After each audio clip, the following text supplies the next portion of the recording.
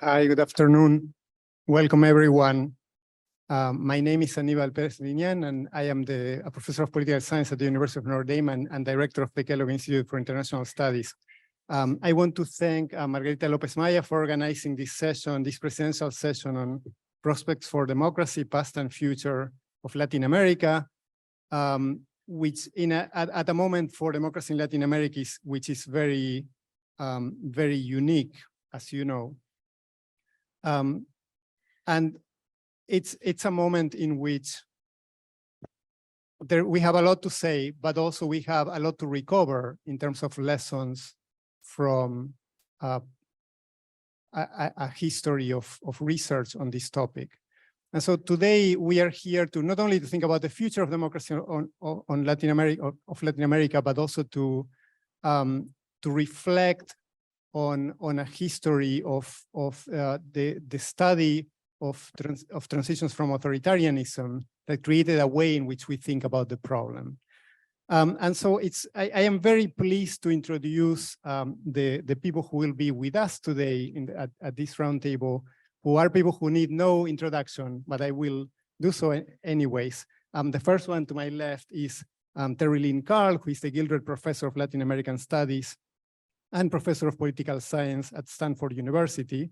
And she's also the winner of the 2023 Guillermo O'Donnell Democracy Award. And I know some of you heard her fantastic presentation today. We also have with us Laurence Whitehead, who is, as you can see, is joining virtually. He's a senior research fellow in politics at Nuffield College and Oxford University. And then to talk about this intellectual tradition, we invited Philippe Schmitter, who is Professor Emeritus of Political Science at the European University Institute. And unfortunately, he could not join us today, but we were able to interview him a few days ago. So I want to thank very specially Janina Welp, who is a program co-chair, and filmmaker Michele Calabresi for interviewing Philippe in Italy a few days ago, and Emilia Simison at Tulane for helping us with the videos today. I also want to mention that we have created a website with some of the foundational readings to think about the literature on transitions from authoritarian rule. And that website is kellogg.nd.edu/LASA 2023, in case you want to access some of those readings. Now, something I want to mention is that I will not go into long introductions because it would take us the full time for the presentation today. But I want to mention that all of the members of this panel that I just introduced were founders of the literature on transitions, and therefore shaped the way we think about democracy and the future of democracy in Latin America. But also they inaugurated many other lines of research and intellectual discussions, right? From the study of rents and what we now call the resource course, right, in the case of Terry, to questions about subnational and direct democracy in the case of Laurence, or to questions of representation, neocorporatism in the case of Philippe Schmitter. So I think we really have the privilege to have this conversation today.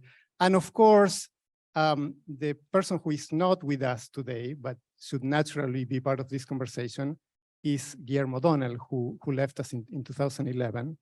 But I think that today, as part of this conversation, we are also going to celebrate his legacy too. His legacy intellectually, and also his legacy institutionally. The Kellogg Institute is now celebrating 40 years this year. So this is part of our experience. To celebrate Guillermo's legacy, I want to emphasize, you can visit the Kellogg booth in the book exhibit here at LASA. And also I invite all of you to join us for the Kellogg reception tonight at 8 p.m. in Ballroom B here at LASA. And then the other person who joined us today is the co-chair of this panel, Laura Gamboa, who is an assistant professor at the University of Utah and author of a fantastic book, Resisting Backsliding, Opposition Strategies Against the Erosion of Democracy, a book that in some way builds on this intellectual tradition, and is one of those few books that have an impact, a big impact, even before they're published. So Laura, it's wonderful to have you here. Thank you. Thank you so much. So I think we wanted to start. Oh, thank you.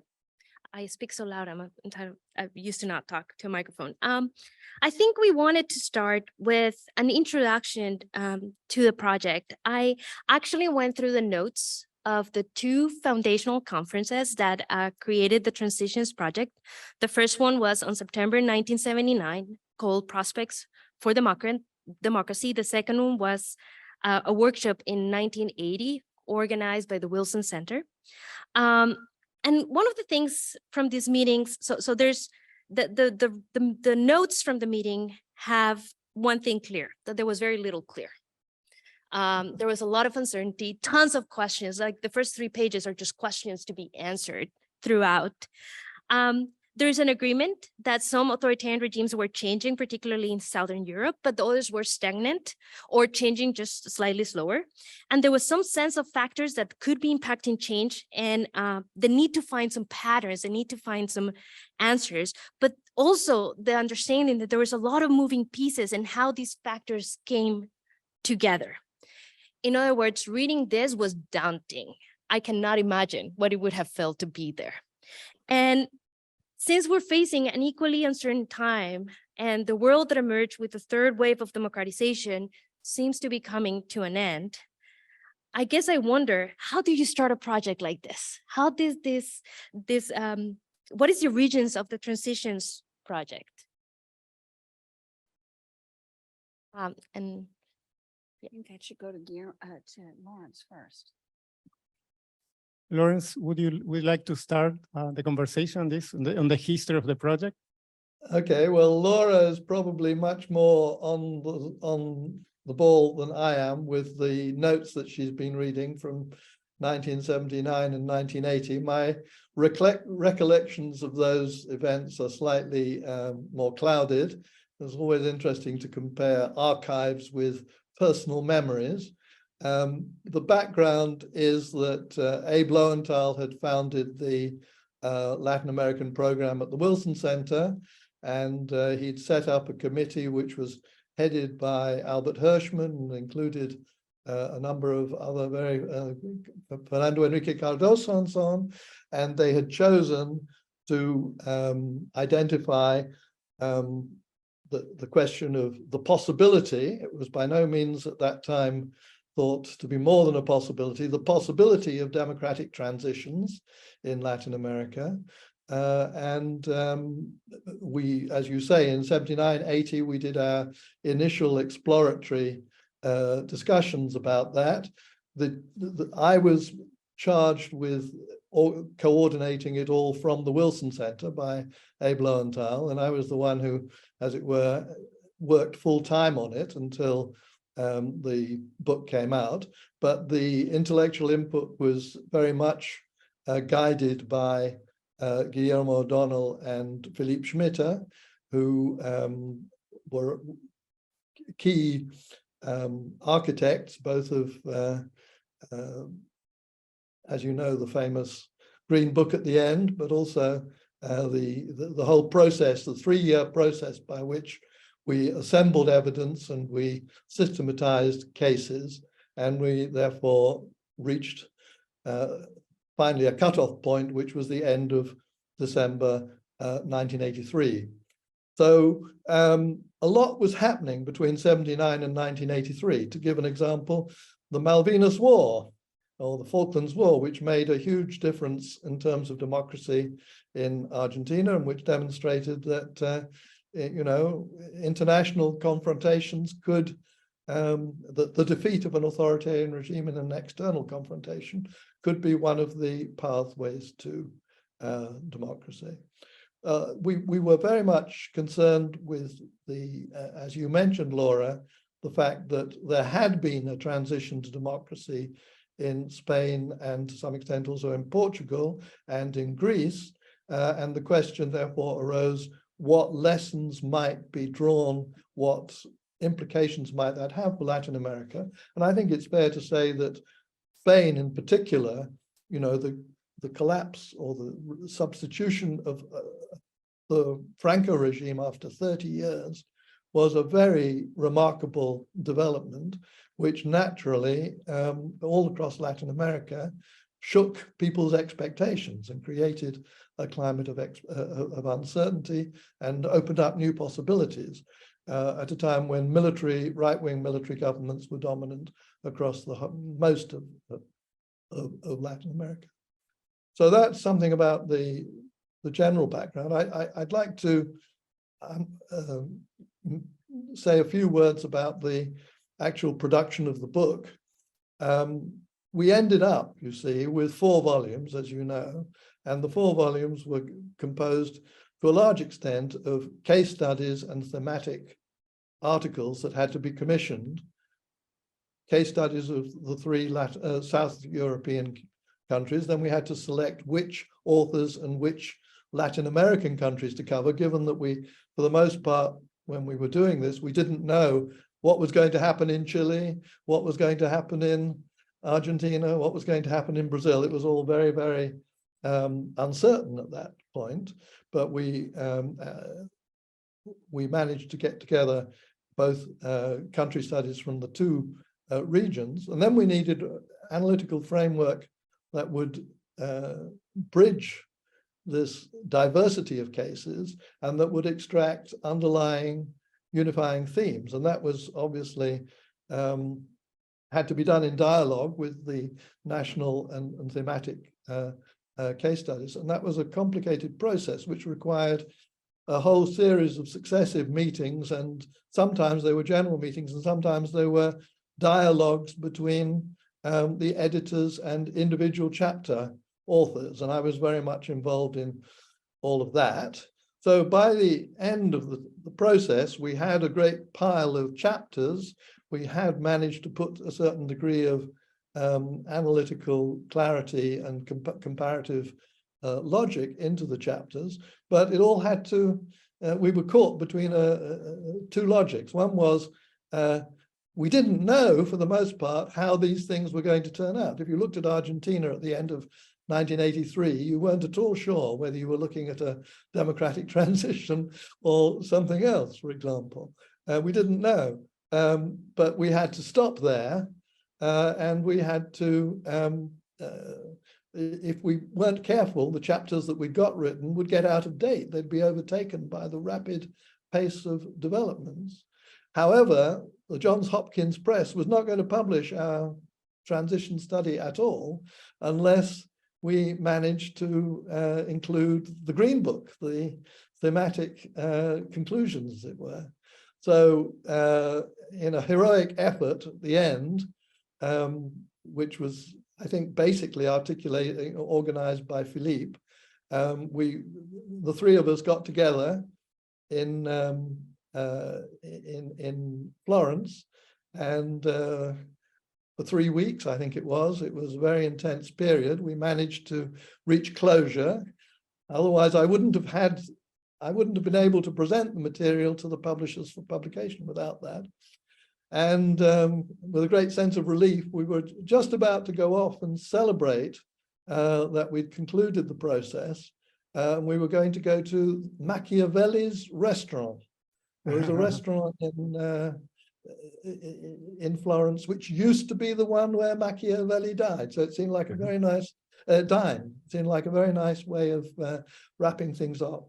And of course, as things happened, on the way before that could take place, Guillermo broke his leg. So what we had hoped to be a great celebration and closure turned into quite a drama. So that's a little bit about the actual producing of the book. I don't know whether you want me to carry on talking or whether I should pause and take some more questions. Thank you, Laurence. We will go back. Thanks for this great story. We will go back to some of the more substantive issues in a minute. But Terry, I just have a couple things to say about the beginnings of this. I was the only female, and I was also the only student who wrote in those volumes. And I got there because of a footnote of Guillermo O'Donnell's in bureaucratic authoritarianism. I don't remember the number of the footnote, but I can tell you that he said all countries look like this except Venezuela, and I don't know why. And so that is what brought me in. I was doing research on Venezuela, and I was extremely lucky. And those of you who may still be graduate students or remember your graduate student or your assistant professor years, just imagine maybe first or I was a second year graduate student or something like that. And the commentators on your papers are Albert Hirschman and Fernando Enrique Cardozo, and you meet Guillermo O'Donnell and you meet Philippe Schmitter. And it was really something. And that's all I have to say. It was huge for me. The other thing I want to say about the origins of transition, Laurence said this, but I just really want to emphasize this. What brought us together was hope. It was what we called hopeful wishing. That was the language we used. So those of you who have criticized my talk earlier for being too optimistic, I just want you to remember that. There was not a single country that we were studying that had transitioned to democracy, nor was the project called Transitions to Democracy. This is very important because it's been criticized a lot for transitions to democracy, but it was called Transitions from Authoritarian Rule, without knowing whether it would be replaced by another authoritarian rule, by a democracy, we didn't have electoral autocracies right then, but we didn't know what was coming. And I think that's really important because the central idea of the transition was uncertainty, that we did not know what was coming. And that's so when you read all the critiques of transitions, keep in mind that that's not what we did. We did something different, which is imagine how this could come about. And let's see how it could come about. And let's study what could come about. And let's make it come about if we can. And I think that that was hugely important. And it turned out to be important, not just in Latin America and Southern Europe, but it turned out to be very important in Eastern Europe as well after the fall of the Soviet Union. So that's all I wanted to say on the origins. I think there's more that we're going to say later, but it was one of the foundational projects. And when you say you're reading the notes, I still have my notes. And I've kept them this whole time, and I don't keep my notes from everything, but I still have them from that. Thank you. That's a great story.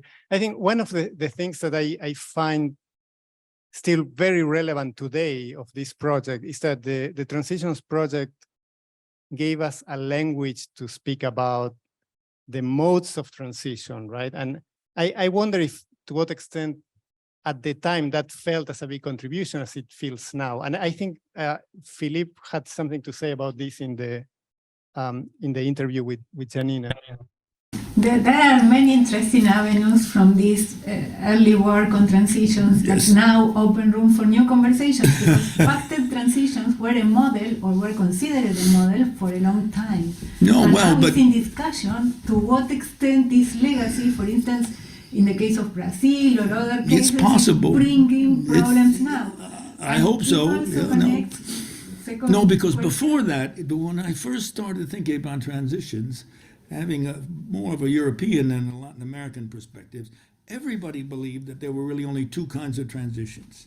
And they were exemplified by Great Britain, reform, mobilization from below, elites capture this, reform the rules, blah, blah, blah. So it's a sequential reforms, that's Britain. And then you have the counterexample, France, La Révolution, several of them. So those two countries exemplified the two different passages, reform or revolution. What we emphasized are the other two, new ones in a sense. First, there was this pacted transitions, but the other one is, I couldn't find the right English name for it. It was otorgado, granted, or I can't remember what we ended up using, but where the autocratic regime transforms itself, right? And that was the Brazilian case, for example. Now, you have others as well. Mexican case, you could argue, was where the PRI itself accepted increasingly the competition, et cetera, and guided the transition. So that's the novelty of the new one. There's two new kinds of transition.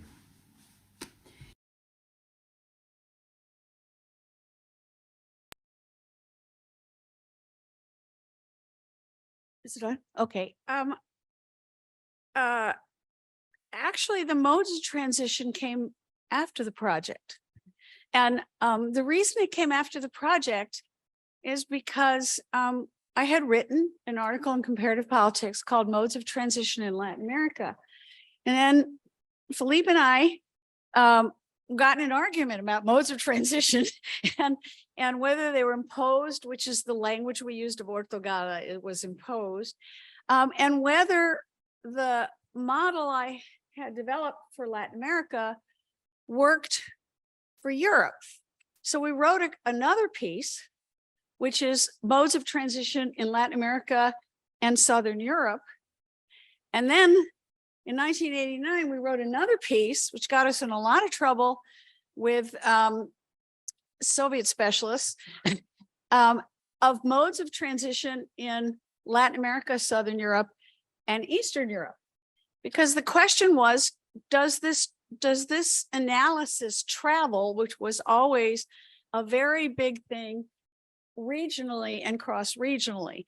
And the modes is not really the pacted transition, not the pacted transitions, but the notion of pacts was in here, but in the transitions project, but modes actually came later.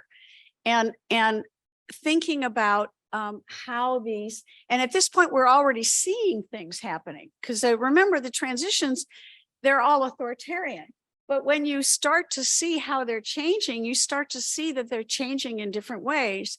And I really want to emphasize that, I mean, for some of you who are older in this group, this is 6 years after the coup in Chile. It's 6 years after the coup in Chile when this project started. So there is nothing happening, and then it starts to happen, and it's happening in some places very quickly, and in other places very slowly, and in some places they're making an agreement and in between different forces. In other places, the military is saying, I'm getting the hell out of here. Like Argentina, for example, like we're not going to do this anymore. And so you can see then that the modes are different. And I think that's very important, because it also, the idea of different modes then it traveled to Africa, it traveled to Eastern Europe, et cetera. So Sorry. Go ahead. I was just going to add that in support of what Terry just said, when the cutoff time for the book was December 1983, it was pretty hard to be systematic about modes of transition when you looked at what you had available in 1983. I, for example, wrote the chapter on Bolivia. Well, I called it an abortive transition. If you looked at the confusion, the hyperinflation, the social conflict and so on at that time, it didn't look like, but by 1986, for example, you had what happens in the Philippines. To everyone's surprise, the Marcos dictatorship is replaced by a popular rebellion, uprising with church support from below, which results in, and then almost at the same time, the same thing happens in South Korea, which is more otorgado, a decision perhaps more driven from above by calculation about how to, but in any case, we begin to see many more examples, and this is before the end of the Soviet bloc. And one example that I just finish with is that I gave lectures in Oxford about different possibilities for transition and the restricted conditions under which we still thought transitions were quite difficult to achieve, and quite likely one possibility was that they would fail because the incumbents would find a way of blocking full democratization and limiting it to a kind of restrained liberalization. And the other possibility was that the democratic forces would be so energetic and so successful that rather than ending up with a democracy, you would end up with something a bit like what happened in Nicaragua, for example. So I lecture about those difficulties, and there was a man at the back who told me in my class in 1990, "This is brilliant. This is going to work for us." And I said, "Who is us?" And he said, "South Africa." And I said, "Well, you know, I'm prepared to believe that this travels, but you really trying to tell me that this is going to travel to South Africa, apartheid South Africa? That seems a bit too far to reach." Well, that was Zil van Slabbert, who actually turned out to be one of the key orchestrators of the negotiated transition to democracy in South Africa a year or two later. Thank you. That is awesome. And it also gives me a new idea of what hope looks like. So pacted democracies became not only the model, but it also became like, by many, what you should be looking towards. Terry, you were one of the first scholars to problematize the role of pacts. And I guess the question is impunity necessary to secure these transitional pacts? And in hindsight, what are some of the long-term ramifications of downplaying civil and human rights for the advancement of democracy that we see today? Wow. I wasn't the first person who really gave me the idea on PACs was a man named Dankwart Rostow. And then I went to Venezuela, and Venezuela had not, everybody knew, well, not everybody, but Latin Americans who studied Venezuela knew about the Pacto de Punto Fijo at this point, nothing else. But it turned out that what we discovered, those of us who were working on Venezuela, is that there were actually a series of interlocking pacts. There was a pact to get the military out of power. There was a pact between the empresarios and what was going to happen with the oil workers. There was a pact between the political parties, and there was even a pact with the church. So, I mean, some of these were written and actually put down on paper so everybody would recognize them. Others were quiet and more quiet. So the idea of pacts was really a set of interlocking pacts. That's the first thing. The second thing, and that's very important for the question that you really asked me. So I'm going to say first interlocking pacts. But the second thing I want to say about pacts is I didn't like pacts, and everybody else just loved them in the group. I was the only one who said, you know, here's what's happening in Venezuela. I think I wrote it, and even in the volume, I can't remember what I said there at the moment, but I think I wrote it in the pacted transitions thing. I said, here's the problem with pacts. And it was like, for those of you who are political scientists, it was sort of like thinking about consociational democracy. It was, if you make these arrangements, they freeze in place. And if they freeze in place, you can't change them. So you get a kind of Tweedledee and Tweedledum phenomena, which is what happened between the Adecos in Venezuela and Copayanos, the Christian Democrats, and the Social Democrats. They froze a set of relationships, even though they were extremely competitive, because that's who distributed the rents. The other reason I didn't like pacts is I didn't think you could do them without a lot of money. And the fact is that Venezuela had money. And that made it different. It had rents, excess profits. And that made it different than all the other places that we were looking at, where militaries might want to get out of power because they were going broke, or because they just lost a war, or they didn't have anything to distribute to their cronies, you know that. So Venezuela was a very different case in that way, which is why I ended up being the person who said, I don't really think this is going to work too well over time. Now, I want to stand corrected in one sense, because I really believe that in the long run, I might have been correct.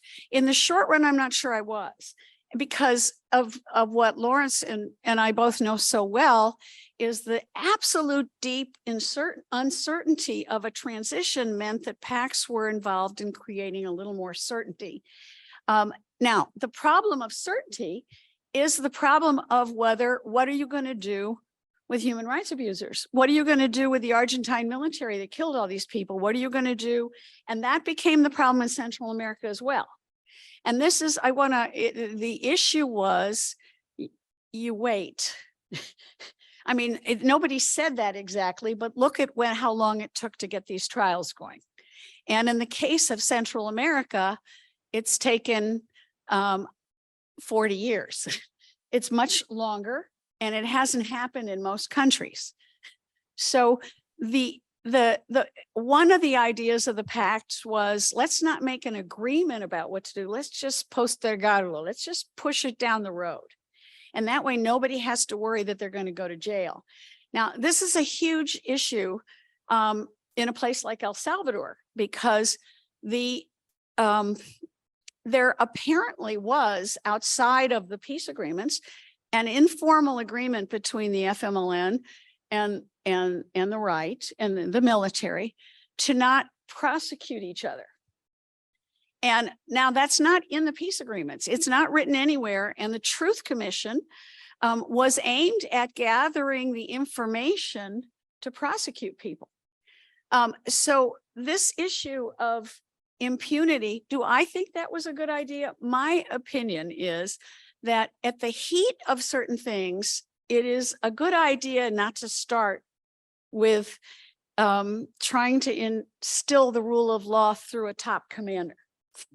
I mean, that's very tricky, and you're going to mobilize people in the support of that commander. But how long you wait, you shouldn't wait long. And you shouldn't wait long at all, number one, because every single military that I have studied or have been in trials against, they did two things. They not only committed human rights crimes, but they were all corrupt. They were all of them. They were selling babies. They were selling visas. They were trafficking in people. They were trafficking in drugs. All of this was in place already.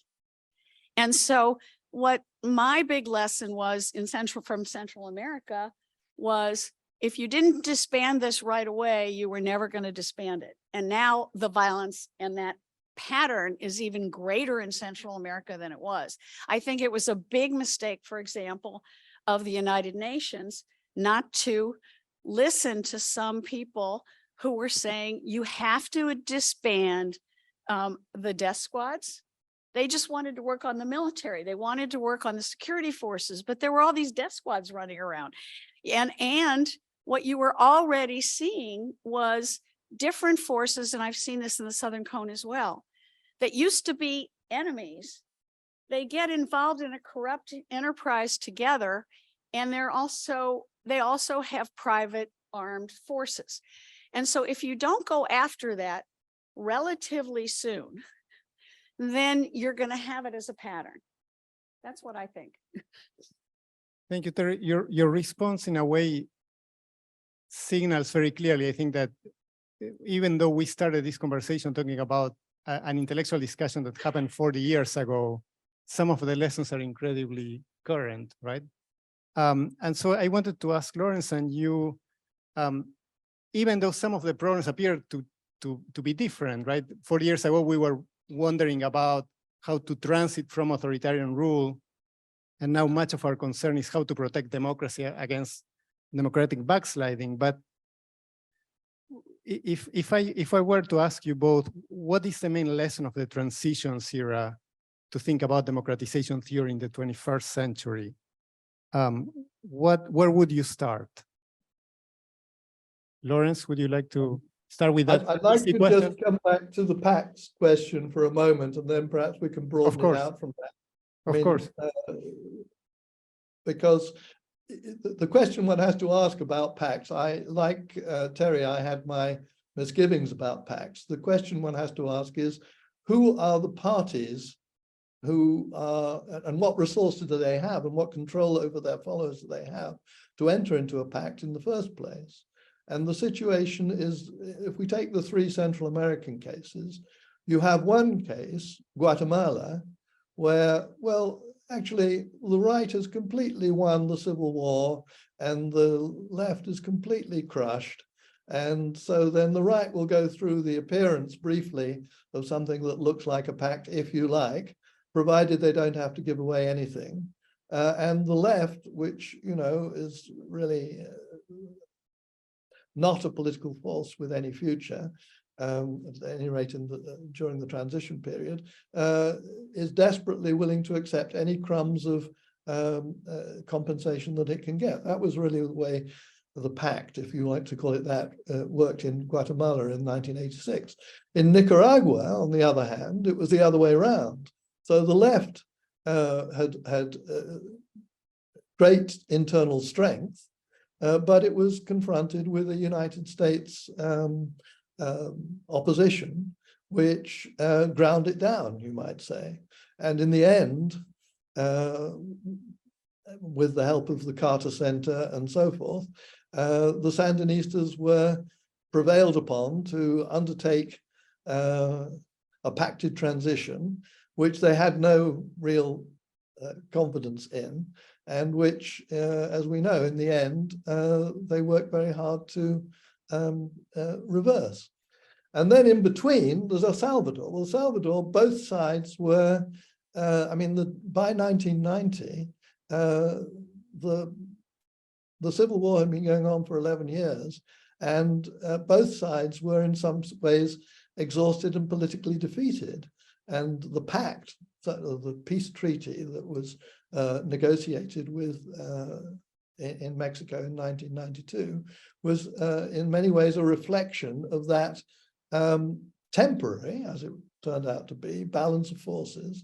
And what it did, as Terry says, is it froze the two sides in what then went on to be a 30-year electoral, polarized, unsuccessful, and from the point of view of human rights and from the point of view of well-being and security of citizens, very unsuccessful thing, but nevertheless, in some sense, was technically, formally fulfilled the criteria of a democracy. So you've got very different pacts, very different outcomes because of very different balances of forces between the parties engaged. And when I wrote my piece about the abortive transition in Bolivia, it was precisely because the two sides, on the one hand, you had a military which was really utterly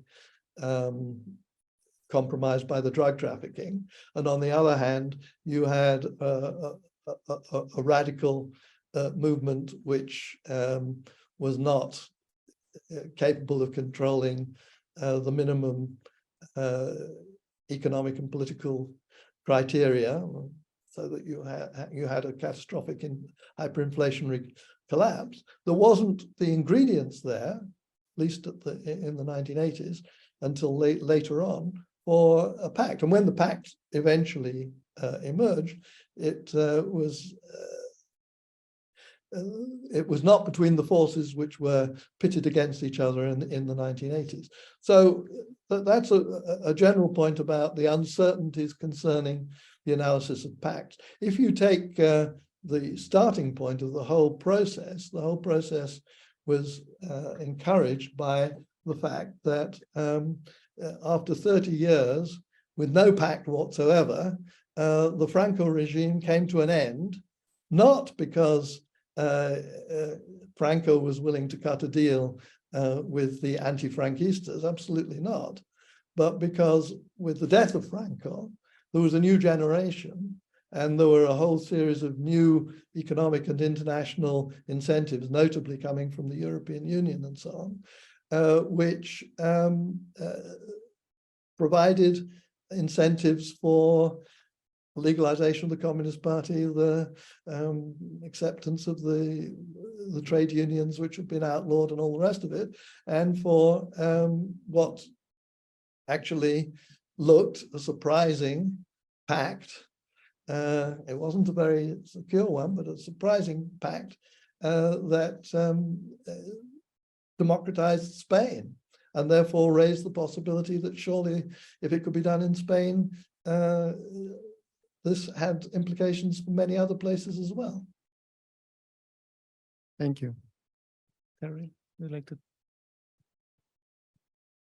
Just because Margarita is in the audience, I have to defend one thing. This is not about what Laurence just said, but there's something called the Spanish model of transition. I would just like to say that that has never been the Spanish model. It has always been the Venezuelan model, and that two people, I witnessed some of this, came to Venezuela to take lessons from Carlos Andrés Pérez and Betancourt, and that included Felipe González. And not only that, Felipe González received quite a bit of money, of oil money from Venezuela to help the Spanish pact. So I'm just going to make a plea for you historians in the room. This is the Venezuelan model of pacted democracy. It is not the Spanish model. And he learned it in Venezuela, and some of it he learned right in front of me. Thank you. So one of the things that have happened with this pacted Venezuelan / pacted democracies was that we have found out is that a lot of, some of these democracies thrived, but a lot of them remain stagnant. And one of the main culprits has been the state capacity. So I guess the question I had for you was, is the state capacity a precondition for democratization? And what are the threats to stateness today, and what can be done about it? We have a video by Philippe discussing a little bit of this. I don't know if we want to run that first. Related to the problem of stateness or state capacity, do you think this is a precondition for democratization? Of course, the problem, I guess, well, anyway, yes, of course, you must have three things, right? The first was something that, who discussed this a long time ago? What's his name? He worked on Sweden. But anyway, because first of all, a state is a territory, right? So you have to have some kind of general agreement on what the territory is. So if you have within your territory groups that want to be in a different political system or independent of that system, you live in Barcelona, so you are perhaps familiar with the Catalan movement, etc. Although I must say Spain has managed to sustain a perfectly well-functioning, nobody's perfect, but a well-functioning democracy under those conditions. But anyway, that's the first condition. So when you talk about state, the first thing you mean is some kind of territorial unit. And it's extremely important that there is at least a general agreement on what the boundaries of that state are. That's the first thing. Secondly, it's a system of, as Max Weber said, of exercise of legitimate coercion authority within that territory. And there, of course, almost no country is perfect. Every country has crimes, political crimes of groups that contest that authority or whatever. So it's a matter then of degree. How strong is that contestation? And this is where the third element comes in, is that at least modern liberal democracy is firmly rooted in the idea of competition between political parties. And that model assumes what I have called a centripetal competition. That is to say, the parties compete for the voters in the middle, so to speak, the so-called median voters. So the competition is, what's taking place, of course, is centrifugal competition in which parties now orient more and more toward mobilizing a core group. That is the main threat. Right? And I have to say, there's not a lot external democracy promotion can do about that. Democracy promotion can improve the status of the judiciary, it can improve the quality of the bureaucracy, etc. But intervening in the party system so that you encourage the party system to compete toward the center rather than to the extremes, that's something which is, essentially domestically produced. Although, obviously, there is a great deal of, and here we come to what I think is the central problem of everything. The one thing that has changed the most since Guillermo and I thought about these things, the technology. And this is the incredibly subversive effect of the internet. The effects it has in the political Exactly. So the internet permits you to mobilize people who don't know each other, except in this very limited way, electronically, so to speak. And we see then this polarization being fed by online communities, etc., which didn't exist in the past. In order to, work with somebody else, you needed to know them. You needed to physically, so to speak, be in contact with them, not just simply electronically. So that, I think, is the main problem of contemporary democracy, is the role that is played by this technology, which emerged, as I say, since what we wrote. So that's the most important innovation, if I can put it, affecting the performance of democracy. It's interesting that the question of state capacity triggers lots of interesting themes, from new technologies to the question of criminal governance, territorial governance, and so on. And Laurence has certainly written about many of those topics. Laurence, would you like to address the issue? Yeah, well, I think Philippe just made a lot of very important points. The Transitions Project, as you know, was about Latin America and Southern Europe. It wasn't about the whole of the world. And even in Latin America and Southern Europe, the emphasis was, and this was necessary and appropriate at the time, on relatively long established and well-defined and properly organized states, most of which indeed had political parties with considerable traditions behind them and so forth. So there were a number of, as it were, background conditions that we didn't have to spell out, because they were taken for granted by the geographical scope of the regions that we were dealing with. But when you try to make a broader and more general theory of democratization, you try and bring from that period up to the present, we certainly run into many more examples of the problems arising from imperfect state capacity.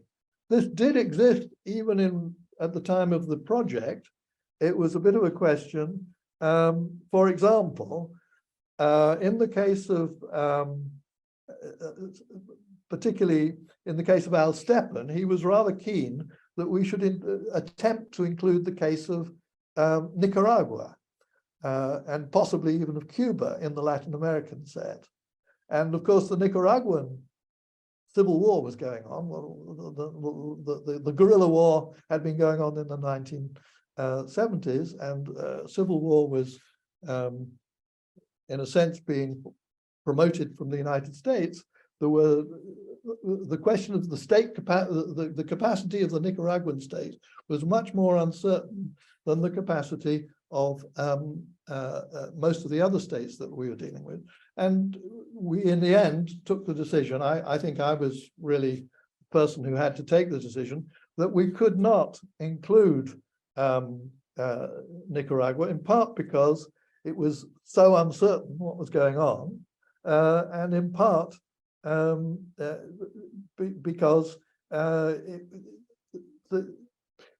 our model our focus on transitions from authoritarian rule was a model based on the division between softliners and hardliners, was the phrase that Guillermo used in the at the apex of the state administration. Well, what we know in relation to a wider range of cases that came along later on is that, for example, if you were thinking about democratic transition in the Balkans, most of the conditions that of state capacity are not fully there. If you think even of what's been happening in Colombia over the last 20 years, the idea, you have to recognize large areas of ungoverned states, effectively, ungoverned territory, notably in the borders between Colombia, Brazil, Venezuela, and now Panama. And so the difference at subnational level between what a state can deliver, for example, in a capital city to its citizens, and what the much more disorganized and anarchic and violent and criminalized state of affairs may be in other territories, in other parts of the jurisdiction, that requires a very considerable extension and modification of our theories of democratization. And the literature on subnational variations, for example, within Mexico now or within Brazil, I have to explain, because it may seem a little unclear, that I've just had a nosebleed. So I'm trying to carry on this conversation while at the same time not causing you too much distress on the screen. I'm sorry about that.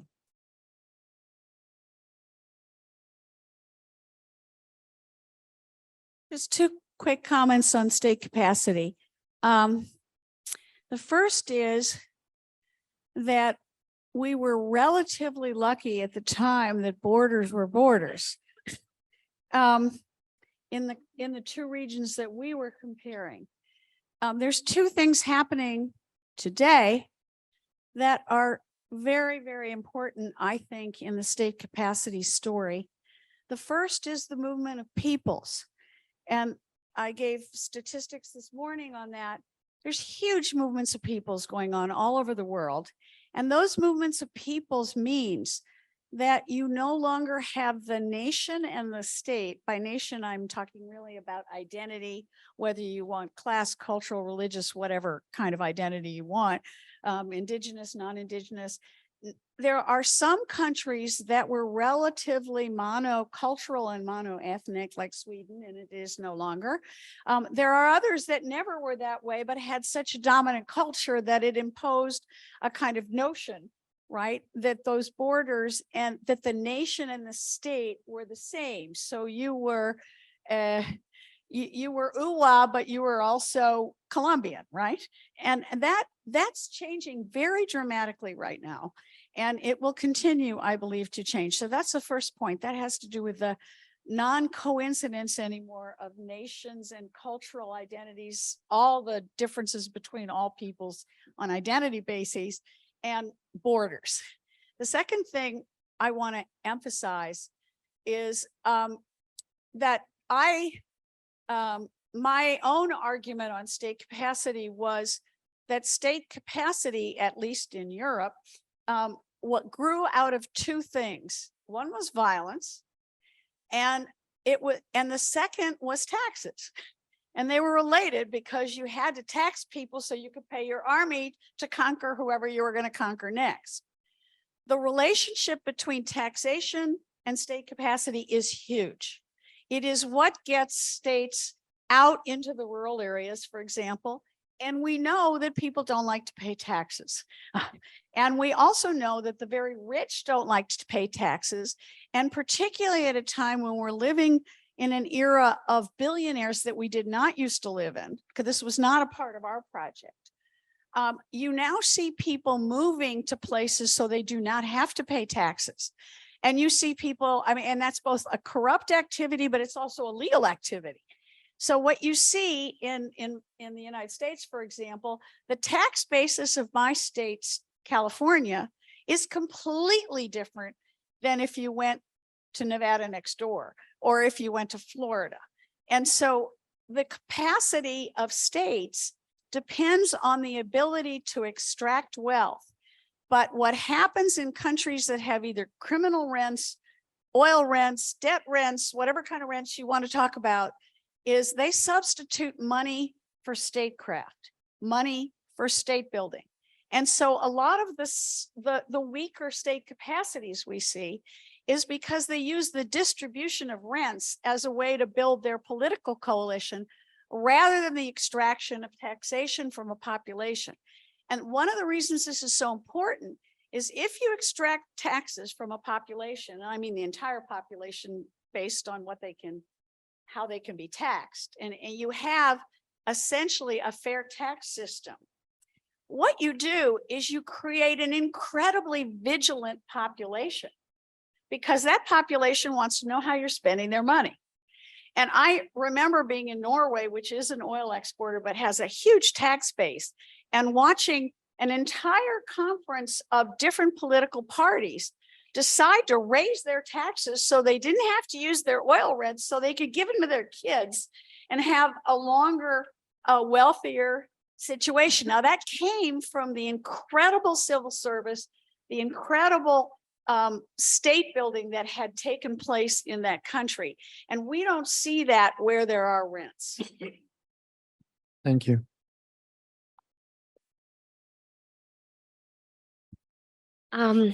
So given how transnational these like democracy, state capacity are, we were wondering a little bit about the benefit of cross-national comparisons. Transitions was one of the first cross-national comparisons. Laurence was one of the first scholars that pointed out to the transnational forces driving democratization. So what are the pros and what are the cons of comparing processes within a democratic geographic region vis-a-vis across various regions like the Transitions Project did? You disconnected. Oh, he's gonna. Oh my. I'm prepared to speak if you like, but it's up to you. I've switched off the camera, but I'm quite happy to talk. Oh, excellent. Great to hear. Are you okay? I'm sorry about this. It hasn't happened for a long time. It would just have to happen on an occasion like this. So, Okay. as I mentioned before, the Transitions Project took Southern Europe and it took Latin America. And even in Latin America, we did not include the left-wing governments. And therefore, the framing that assisted us with the defining of the issues, but it meant that there would be problems about transferring the analysis to other regions. And I give the example that all the questions of state capacity that have just been mentioned were much more severe and unmanageable with the disintegration of the Soviet Union and of Yugoslavia and all the issues that arose in the Balkans, in contrast to Italy, Spain, and Portugal, where although there were issues, for example, issues of difference between southern Italy and northern Italy, and differences between the nature of party organization and, as just mentioned, the nature of the tax system and the kind of resources that were being distributed, say, between northern Italy and southern Italy, or between northern Spain and southern Spain. Those things were much more severe and unstable, and depended much more on the ability to bring in resources from outside. So the European Union came to have a much more important role, for example, in trying to stabilize, or failing to, in many cases, to stabilize things in the Balkans, having more success with the post-communist regimes in Eastern Europe further to the north. So as Terry was mentioning, by 1989, the question became very much, does this way of thinking that we've developed for let's call them conservative regimes in capitalist world, does it travel to post-communist regimes? And the experts in the Soviet space were extremely resistant to the idea that it traveled. And later on, when people started studying transitions to democracy in Africa, again, there was a considerable reluctance to import ideas that had been generated from outside, as they saw it, and that were not fully reflective of the political traditions and possibilities of sub-Saharan Africa. So there were serious difficulties about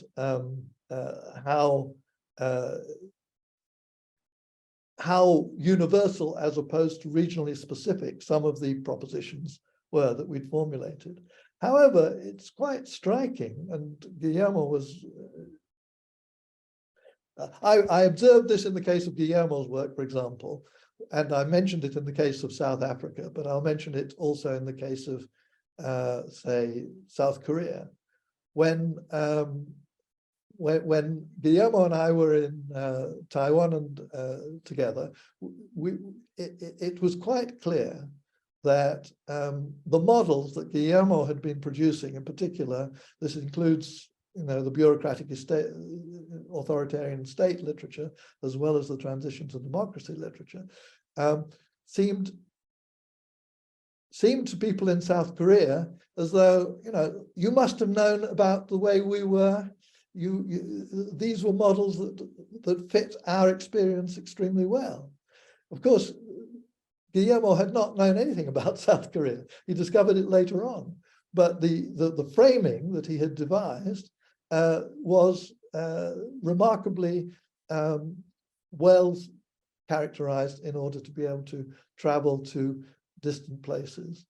And I think that we have to be able to do that now.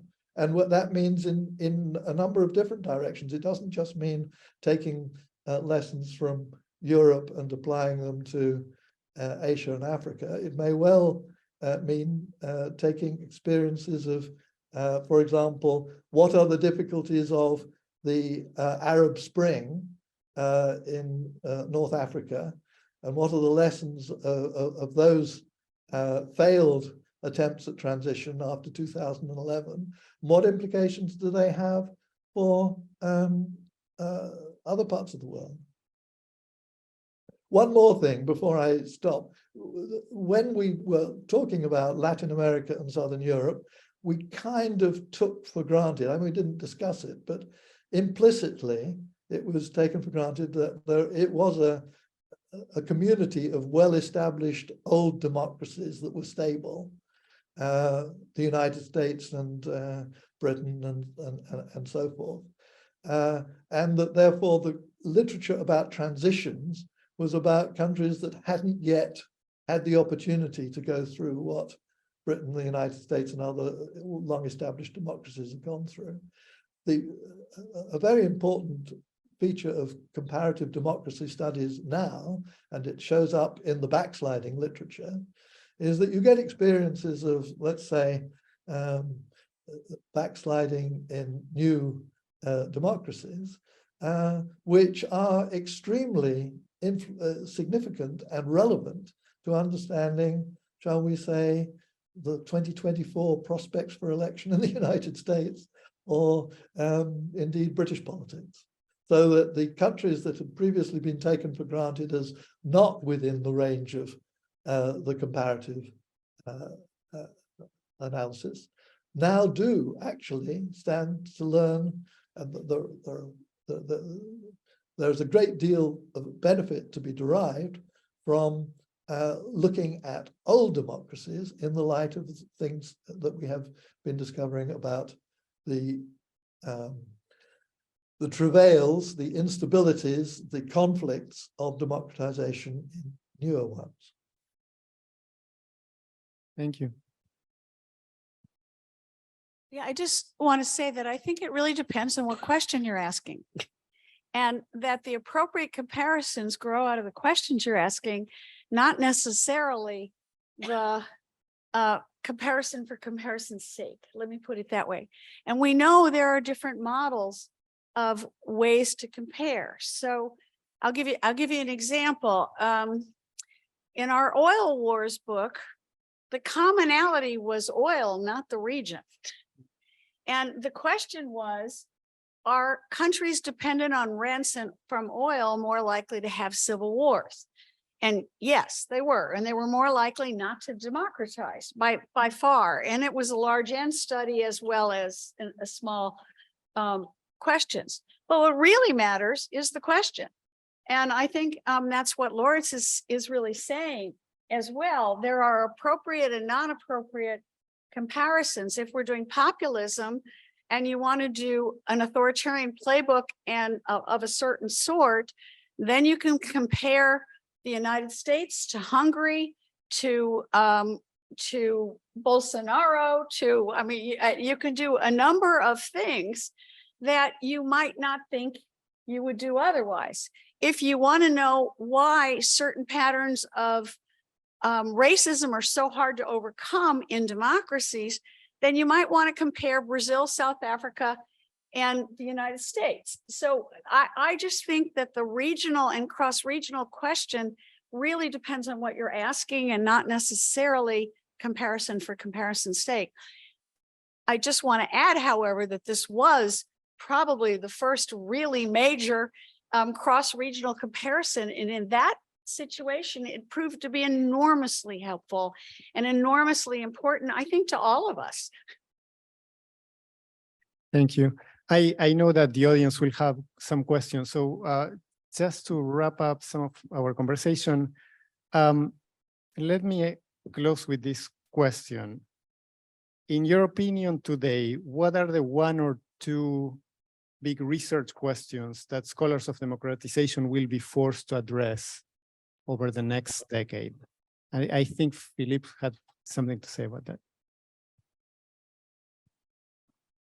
In your opinion, what are the one or two big research questions that scholars of democratization will be forced to address in the next decade?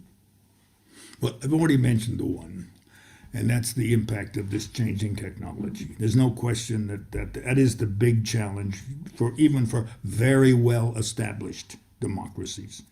And I think the United States is a very clear example of how this new technology is undermining the party system, polarizing, creating all sorts of strange and wonderful groups that only contact each other online or can appear spontaneously in some square, but never have any kind of permanent structure, don't have any kind of program for reform or for change or whatever. They just meet and demonstrate and then disappear again into the woodwork and come back again, right? So that's clearly the main thing, is what is technology doing? This particular kind of technology doing to democracy? I think another central, one of the most important, a lot of the, let's call it I don't like the word backsliding, but call it blacksliding, has to do with party systems. Parties are not what they used to be. So trying to recreate a viable party system in which people actually believe in an ideology, because what keeps a party system going is some kind of confidence in a particular group which has a vision of the future. Whether that future is a reproduction of the past is another matter, but still it has a plausible image, let's say, of the future. Call that an ideology. And it isn't working. So what do you do? One of the countries which I've studied the most, as I mentioned, is Portugal. Portugal is an exception. Thanks to its revolution, of which I participated in and very much approved of. Nevertheless, thanks to the revolution, they have a real party system. People believe in political parties, and the political parties compete centripetally and rotate each other in power and respect each other, and they have a reasonable vision, especially, of course, in the case of Portugal. That vision was very closely associated with the idea of joining European integration, that is, joining the EU, but also other. So there are a few examples like that. Most of the Scandinavian countries, although it's beginning to come apart. Switzerland, you know very well, it has one of the most firmly established party systems in the history of the world, right? So there are countries where political parties have sustained their memberships and passed it from one generation to another. That is, however, the core. How do you pass political identity or identification from one generation to another? One of my favorite empirical examples is here in Italy. Surveys in Italy in the 1970s showed that something like 80%, almost 80 or slightly even low 80% of children or before 18 knew what political party their parents were voting for. This has now fallen to something like 20 in the 20s. So that's an amazing thing. Now it's partly because their parties, the parents have probably voted for two different parties in successive elections, so they can't pass it on. But still, that intergenerational transmission of confidence in a particular. You mentioned two dimensions of the problem. One is identity or rootness of the parties. Yes. And the other is the competition. Well, Centripetal, exactly. centrifugal. Right. And could we also talk about how parties work? Well, as I say, I think how parties work is the combination of those two things. That is, how do you Machines, compete, I mean, Peter and then Menz how do theory. you pass on this identification from one generation to another? Both of those are breaking down, so to speak. So parties are at the core of the dilemma of contemporary democracy. And that's, as I say, almost true everywhere, with these few exceptions like Portugal, or even Spain, for example, still has a party system, right? In Latin America, we also, I think, have some. Well, Uruguay. Argentina. And I think Chile. I think Chile's Chile's less yeah, after well, the okay, but protests we Uruguay have for to- sure, and Costa Rica, I think, has. Thank you. Laurence, are you there? Would you Yes, like I'm there. I think that those are important points that Philippe just made. You're asking, looking to the future, what are the big concerns? It does seem to me that the generational change issue is a very major one. It intersects with the rapid alteration in means of political communication, the rise of social media and so on. But I do think that a very widespread reality is that younger voters, younger citizens who ought to be socialized into democracy, if they're going to be the bearers of it in the future, are not getting, in most countries, are not getting a very good deal out of their democracy, and are not feeling that it addresses their needs in the way that younger generations used to think that. And the political parties that are still in relatively strong form are aging. They are representatives of an older generation, which is much better at pursuing its interests through the democratic system, and which is fading. And I think that we have to pay real attention to the evidence about rising citizenship distrust of representative government institutions. I'm talking partly about parties, partly about the media, and partly about, for example, parliaments and presidential executives. The examples that Philippe was giving at the end, I'm not quite so sure about.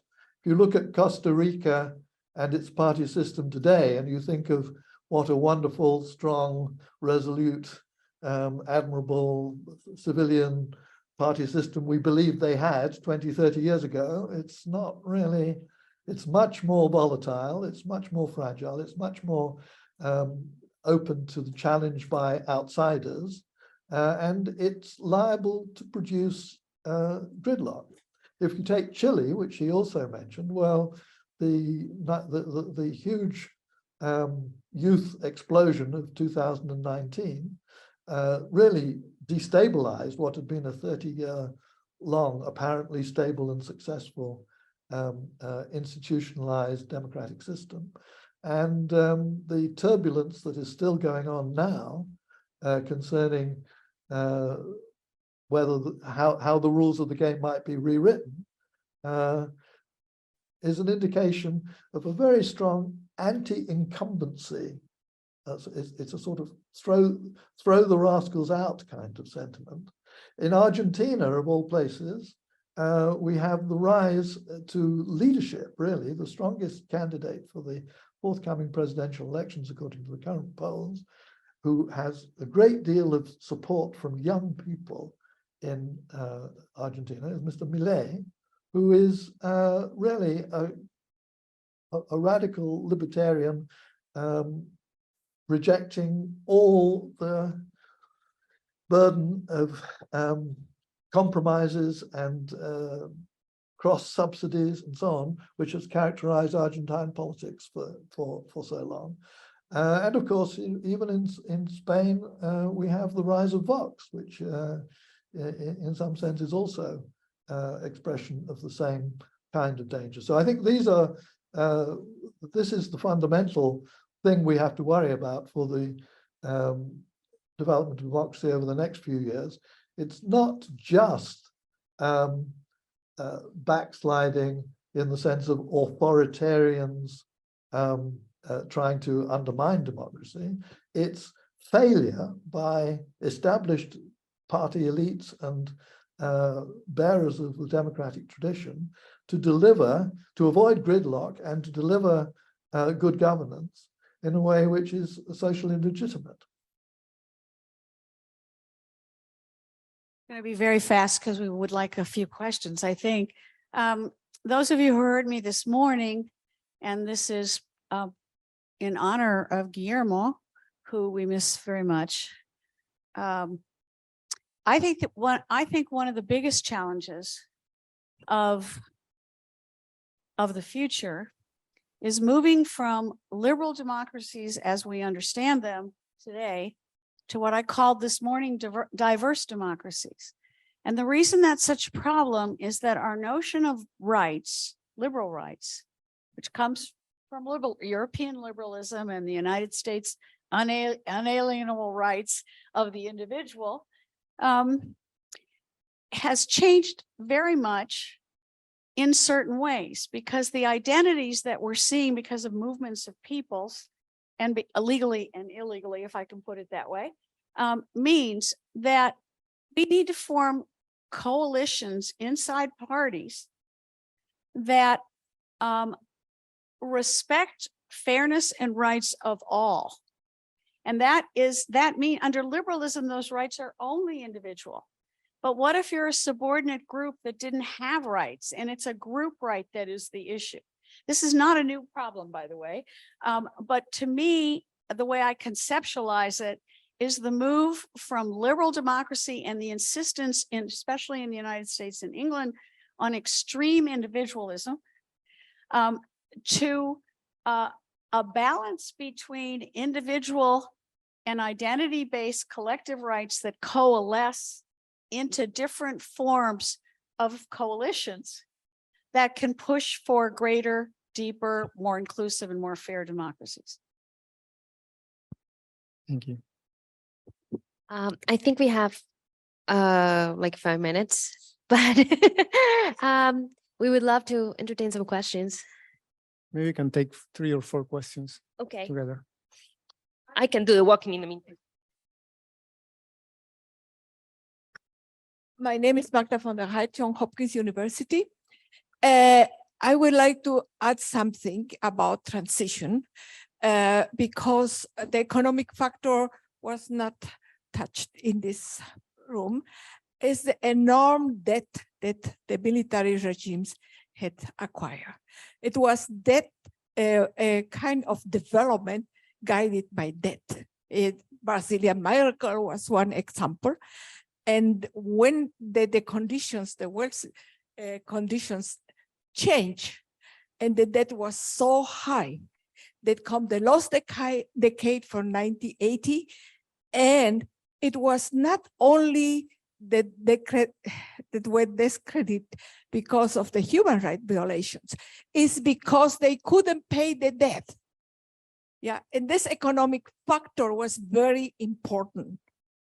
They could, and they give away to the democratic regime, so the democratic regime have to deal with the problem. Thank you.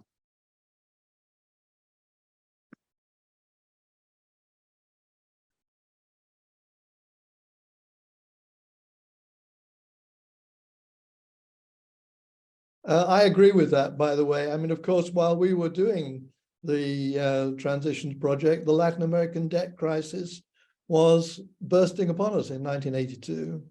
And if you wanted to understand what was destabilizing democracy in Argentina or in Bolivia and so forth after that, you have to pay a lot of attention to the very high rates of inflation, which were extremely damaging and destabilizing for these new democratic party systems.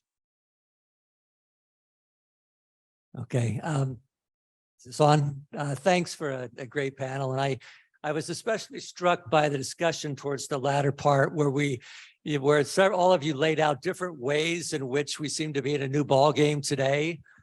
With contemporary democracies, the impact of new technologies, the erosion of the tax base, the crisis of representation and political parties.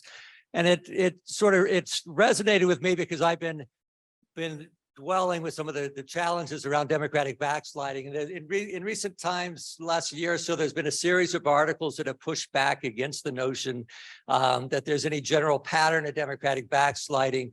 And they say there are some things are going on in some of the new third wave democracies, but at least in the wealthy countries, democracy is still basically impregnable. Adam Jaworski's statistical models, and I have a lot of respect for Adam, but his models tell us that the odds of democracy breaking down in the United States are 1.8 million to 1 in any particular year.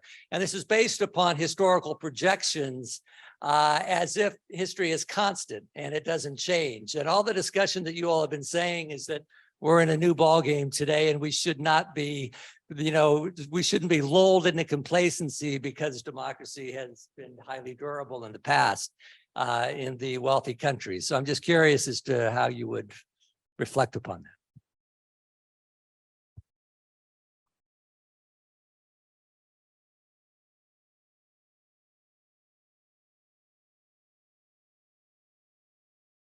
Yeah. That was Ken Roberts, by the way. Let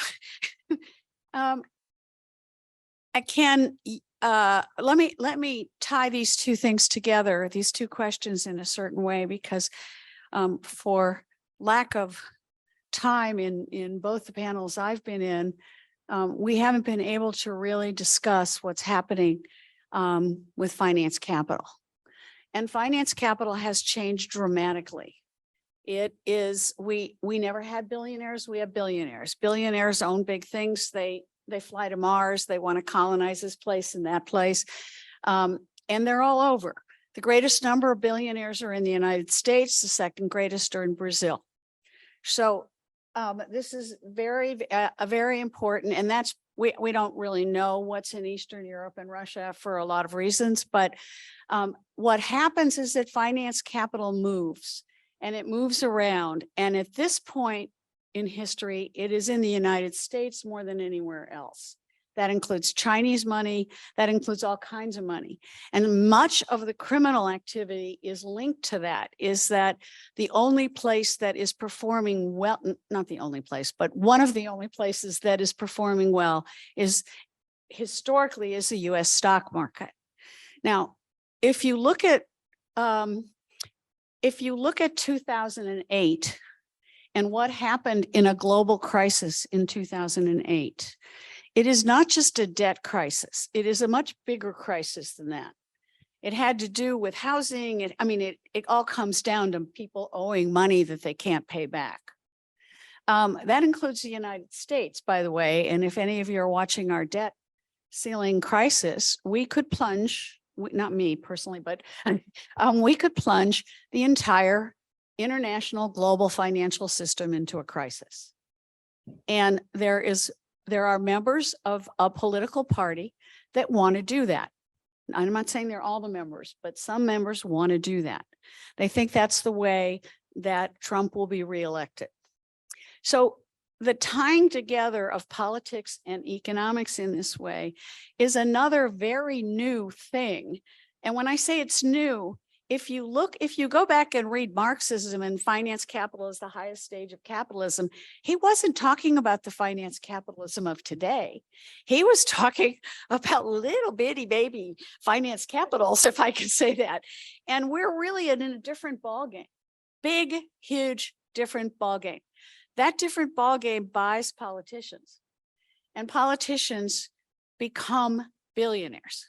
So this is what, to answer your question, I would say, and to tie Ken's question together, is that is another huge challenge for us, because since money can travel, it's very hard to legislate it in a certain way.